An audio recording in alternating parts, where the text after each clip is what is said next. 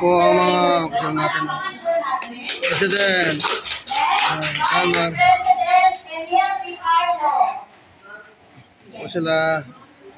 Sige po, yun po i-attend na ibang next, dito po tayo sa ang aming Yan po ang ating mga elected. Dito po tayo sa gitna, sir. Okay, saan po kayo? Ako po dito sa gilid. Nasa na po si Ma'am Rochelle Buana.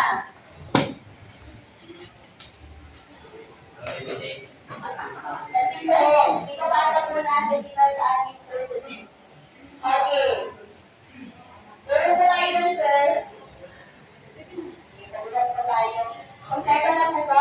1, 2, 3, 4, 5. Lima na.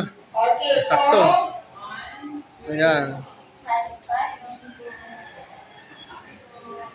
okay, palakpakan po natin sila lahat.